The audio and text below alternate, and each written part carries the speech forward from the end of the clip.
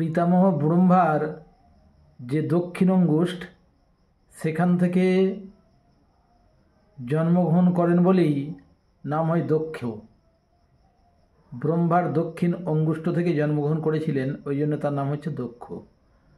আর কনিষ্ঠা থেকে জন্মগ্রহণ করেছিলেন প্রসূতি। এই দক্ষের সঙ্গে প্রসূতির বিবাহ হয়। ব্রহ্মার কনিষ্ঠ অঙ্গুলি থেকে প্রসূতির জন্ম এবং এই যে বৃদ্ধাঙ্গুষ্ঠী যেটি রয়েছে সেখান থেকে দক্ষের জন্ম। এই জন্য দক্ষ এবং প্রসূতি এই নাম হয়। এবং দক্ষের সঙ্গে প্রসূতির বিবাহ হয়। তাদের 57টি কন্যা যথাক্রমে উৎপন্ন হয়। প্রজাপতি দক্ষ এবং প্রসূতির কন্যা হয়েছে 57। এই 57টি কন্যার প্রথমে 10টি কন্যার ধর্মের সঙ্গে বিবাহ হয়। এই ধর্মের সঙ্গে যাদের যাদের বিবাহ হয় তাদের নাম হচ্ছে কীর্তি, ধৃতি, মেধা, পুষ্টি, শ্রদ্ধা, ক্রিয়া, বুদ্ধি, লজ্জা, মতি, লক্ষ্মী। এই হচ্ছে 10টি কন্যা। কোনো কোনো ক্ষেত্রে এই তুষ্টিও নামকরণ করা যায় এই ক্রিয়ার জায়গায়, এইরূপ পাওয়া যায়। আর এই 10টি কন্যার সঙ্গে ধর্মের বিবাহ হয়। আর বাকি 27টি কন্যার সঙ্গে বিবাহ হয়েছে চন্দ্রদেবের। তারপরেও আবার বিবাহের রূপ আছে। চন্দ্রদেবের সঙ্গে যাদের সঙ্গে বিবাহ হয় তারা ওই 27টি নক্ষত্র রূপে পরিগণিত হয়।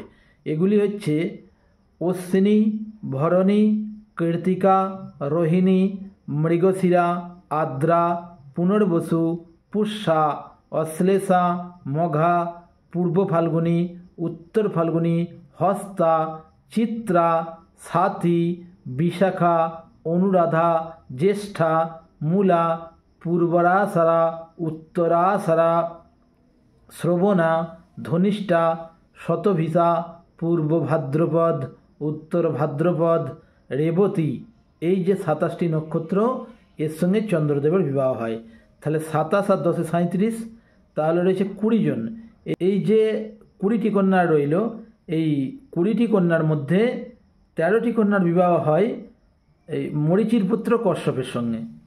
ঋষি কশ্যপ আমরা জানি, কশ্যপের সঙ্গে 13টি কন্যার বিবাহ হয়। 13টি কন্যার নাম হচ্ছে অদিতি, দিতি, দনু, কালা, দনায়ু, সিংহিকা, ক্রোধা, শ্রদ্ধা, বিশ্বা, বিনতা, কপিলা, মুনি এবং কদ্রু। এই যে এতগুলি কন্যার সঙ্গে বিবাহ হয়, এতগুলি এই 13টি কন্যাকে বিবাহ করা হচ্ছে কশ্যপ, মহর্ষি কশ্যপ। এইবার তারপরে যেটি পাওয়া যায়, এই মহর্ষি মরীচি পুত্র কশ্যপ হইতে অদিতির গর্ভে থেকে আদিত্যগণ জন্মগ্রহণ করেন। অদিতির এই যে আদিত্যগণ অর্থাৎ দেবগণ, আমরা যেটি পাই দেবগণ এই অদিতির গর্ভ থেকে জন্মগ্রহণ করেন। তারপরে দিতির গর্ভ থেকে দৈত্যগণ জন্মগ্রহণ করেন। দনুর গর্ভ থেকে দানবগণ, আর অসুরগণ কালা আর দনায়ু এদের জন্মগ্রহণ করেন। কালা আর দনায়ুর গর্ভ থেকে হচ্ছে অসুরগণ জন্মগ্রহণ করেন। আর বিনতার গর্ভে পক্ষী বংশের জন্ম হয়, যেখানে আমরা পাই অরুণ আর গরুড়। এই যে পাই অনেক এর মধ্যে কাহিনী আছে, অরুণেরও কাহিনী আছে। কারণ অরুণ বিকলাঙ্গ হয়ে জন্মগ্রহণ করেছিলেন। তারপরে সূর্যের তেজে সূর্য তাকে ভালো করেছিলেন, যার জন্য আমরা বলি অরুণোদয়। এইরূপ অনেকগুলি বিষয় আছে। মূল আলোচনায় যেটি সেটা বলছে যে অরুণ আর গরুড় জন্মগ্রহণ করে হচ্ছে বিনতার গর্ভে এই পক্ষী বংশ। তাহলে কপিলার গর্ভে গন্ধর্বগণ, কপিলার গর্ভে গন্ধর্বগণ জন্মগ্রহণ করে। আর এই যে কপিলার গর্ভ থেকে আর একটা গণ জন্মগ্রহণ করে, তার হচ্ছে অপ্সরাকুল।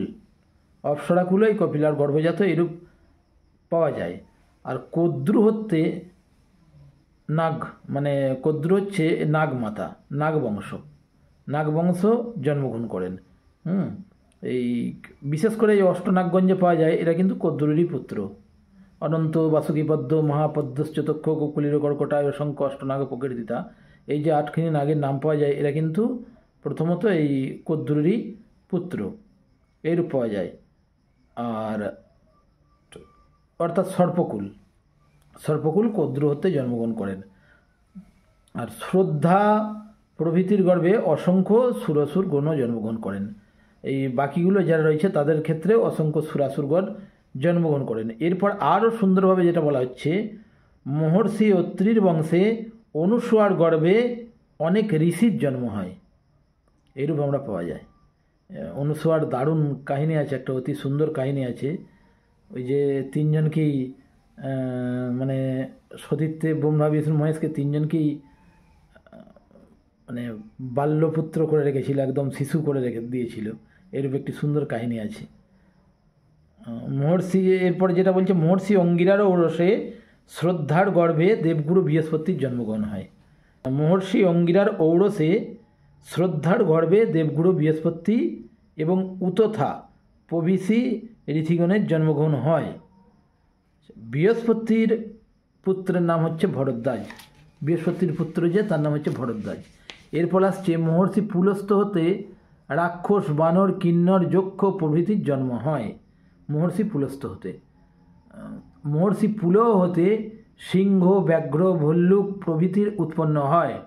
মহর্ষি ক্রতু হতে 10,000 অঙ্গুল প্রমাণ বালখিল্য মুনিগুণের জন্মগ্রহণ হয়।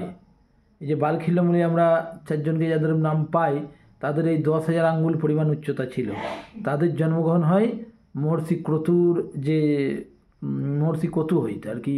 মহর্ষি বশিষ্ঠের ঔরসে অরুন্ধতির গর্ভে, মানে ক্রতুর ঔরসে 10,000 আঙ্গুল পরিমাণ বালখিল্য মুনি জন্মগ্রহণ করলো। এরপর হচ্ছে বশিষ্ঠের ঔরসে অরুন্ধতির গর্ভে শক্তি এবং শক্তি হতে পরাশর এবং পরাশর থেকে ব্যাস মুনির জন্মগ্রহণ হয়।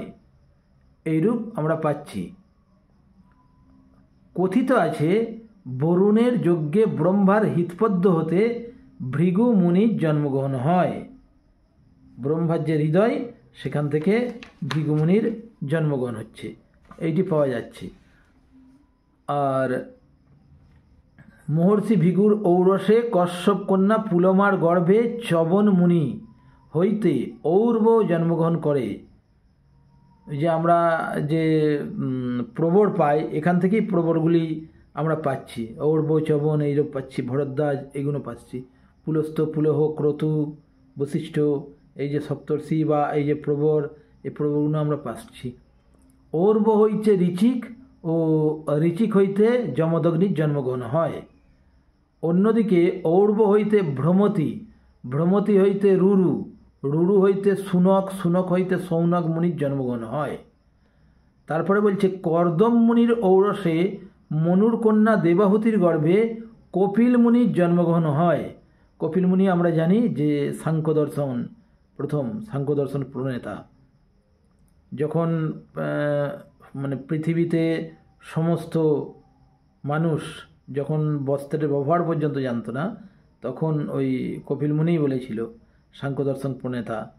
ভদ্রং কর্ণে বিষ্ণুয়াম যে কথাটি আছে, আমরা ভদ্র কথাটি ওই সাংখ্য দর্শনে যেটি পাই, কপিলের মহর্ষি কপিলের সাংখ্য দর্শন, সেখান থেকে আমরা পাই। প্রথম ভদ্র কথাটি এইখান থেকেই এসেছে, এইরূপ পাওয়া যায়। আর তারপর বলছে, কপিল মুনি হইতে কুশনাভ, মানে কপিল মুনির ঔরসে কুশনাভ, কুশনাভ হইতে গাধি এবং গাধি হইতে বিশ্বামিত্রের জন্মগ্রহণ হয়। কিরম পরম্পরা অনুযায়ী পিতৃলোক, দেবগণ এবং যে বিষয়গুলি আসছে, আমরা পক্ষীগণ সব কুলেরই মোটামুটি জন্মগ্রহণগুলি আমরা এখানে পাচ্ছি। কীভাবে জন্মগ্রহণ সব কুলগুলি হচ্ছে, পরস্পর কুলগুলো হচ্ছে। এই কুলগুলো কিন্তু একে অপরের কিন্তু শত্রু। এই যে দেবগণ, দৈত্যগণ, এরা পরস্পর ভ্রাতা, কিন্তু একে অপরের শত্রু। পক্ষীগণ আবার এই যে নাগগণ, এরা পরস্পর আবার কিন্তু ভ্রাতা হলেও আবার শত্রু, এইরূপও পাওয়া যাচ্ছে। এইরূপে ঋষিগণ হইতে পিতৃলোকের জন্ম হয়। তাহলে ঋষিগণ থেকে আমরা পিতৃলোকের জন্ম পাচ্ছি। পিতৃলোক হইতে দেব ও দানব প্রভৃতির জন্ম হয়। অতএব আগে কিন্তু পিতৃবংশ, তারপর কিন্তু দেববংশ, এখানে বলে দিচ্ছে। ওই জন্য পিতৃকার্য আগে করতে হয়।